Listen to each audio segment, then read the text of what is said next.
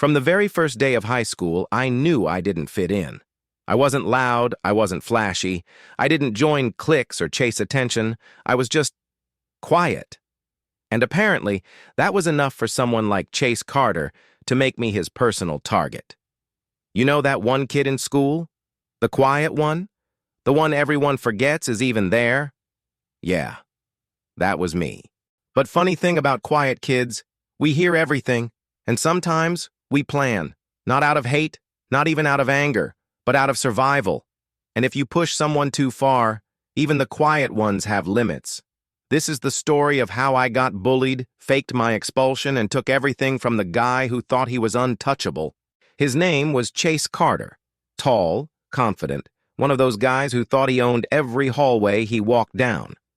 Quarterback of the football team, loud as a car alarm, and apparently allergic to silence, or people who preferred it. From day one, Chase had a problem with me.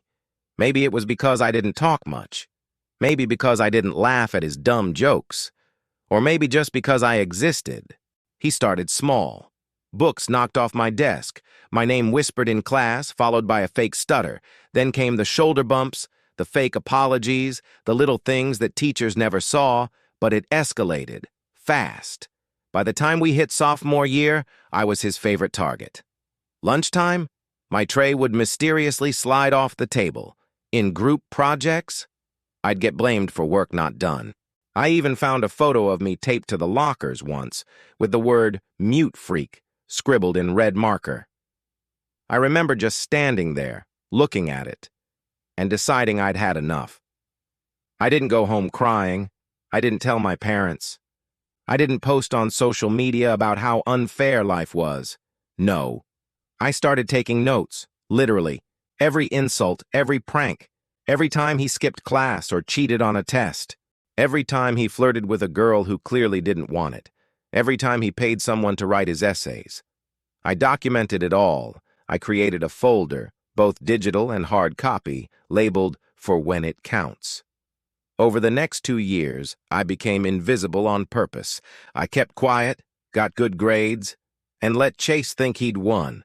But in the background, I was building a case, one so detailed and damaging no one could ignore it. But it wasn't enough to just expose him. That would have made me look like the bitter nerd. No, I had to become the kid no one expected anything from until it was too late. Senior year, mid-February, I started acting off. My grades slipped. I started skipping class. I let a few people overhear that I might be transferring schools. Then, I staged the meltdown. In front of the entire cafeteria, I snapped, threw my tray, screamed at a teacher, and stormed out. Everyone was stunned. The quiet kid had finally lost it. And by that evening, the rumor mill was already spinning. He's getting expelled. And I fed it. I didn't come to school for a week. I had a friend, one of the few I trusted, spread the story that I got suspended indefinitely. My teachers were confused, but I sent them a letter saying I needed mental health time. Meanwhile, I watched from the sidelines as Chase celebrated. He even posted a TikTok saying, "Another one bites the dust." Perfect.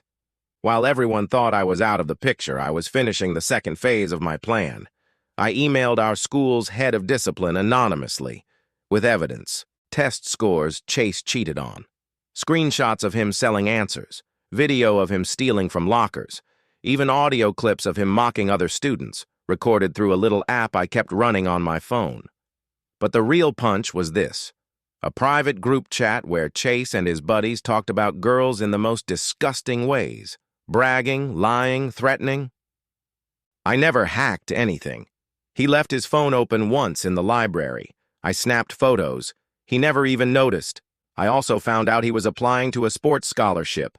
All he needed was one more semester of a clean record. So I made sure the Board of Trustees got a nice little package, anonymously, of course. 2 weeks later, I showed up to school. No announcement, no explanation. Just walked in like nothing had happened. The hallway went silent. People stared. Chase laughed and said, "Back already? What, your babysitter quit?" But this time, I didn't look away. I just smiled. That same day, the principal called him in, and his world started to unravel. First, the teacher stopped giving him free passes. Then, he got benched from the football team. Rumors started spreading. The girl he was dating dumped him publicly in the quad. His scholarship disappeared. Then came the suspension. And when he returned, he was the one getting the stares, the whispers, the isolation. Me? I kept to myself, never claimed credit, never gloated, just watched from a distance as the king of the school fell off his throne. A month before graduation, Chase stopped me outside the library. His eyes were bloodshot. He looked hollow. "You did this," he said. I shrugged. "I was expelled, remember?" He didn't say anything, just stood there, broken. And for a moment, I almost felt bad.